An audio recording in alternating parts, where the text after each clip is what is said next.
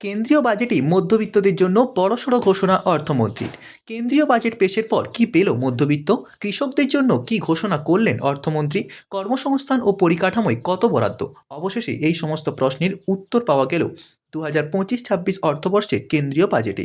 অর্থনৈতিক বিকাশের গতিকে আরও ত্বরান্বিত করতে একাধিক বড় সিদ্ধান্ত ঘোষণা করেছেন কেন্দ্রীয় অর্থমন্ত্রী নির্মলা সীতারমণ।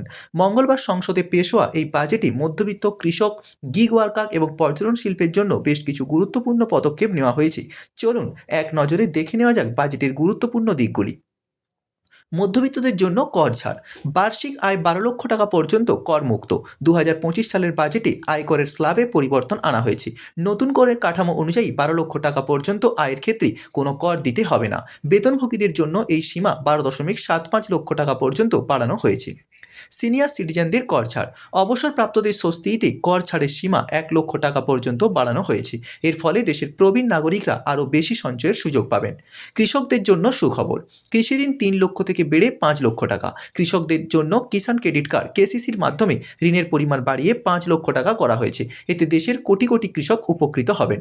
নতুন কৃষি প্রকল্প, প্রধানমন্ত্রী ধনধান্য কৃষি যোজনা। এই নতুন প্রকল্পের মাধ্যমে পিছিয়ে থাকা কৃষি জেলাগুলিতে উন্নতি করা হবে। 1.75 কোটি কৃষক এই প্রকল্পের সুবিধা পাবেন। গিগ ওয়ার্কারদের জন্য বিশেষ সুবিধা। পরিচয় ও স্বাস্থ্য বীমা।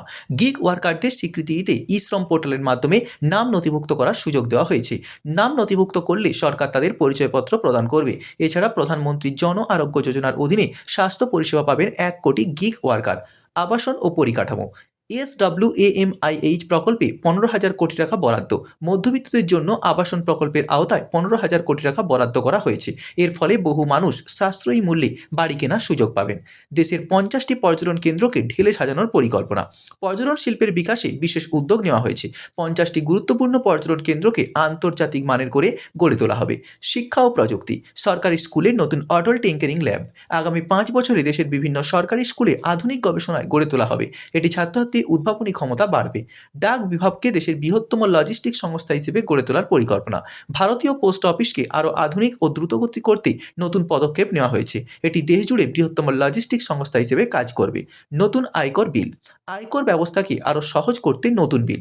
আগামী সপ্তাহে সংসদে নতুন আয়কর বিল পেশ করা হবে, যা কর ব্যবস্থাকে আরও সরল করবে বলে আশ্বাস দিয়েছেন অর্থমন্ত্রী।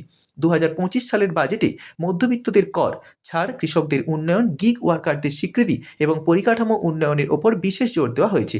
অর্থনৈতিক গতিকে ত্বরান্বিত করতে এটি কতটা কার্যকর হয় তা সময় বলবে। তবে আপাতত এই ঘোষণাগুলো দেশ জুড়ে বিভিন্ন শ্রেণীর মানুষের জন্য অনেকটাই স্বস্তির বাজেট বলেই মনে করছেন অনেকে। Bureau report, Bengal news, Kolkata.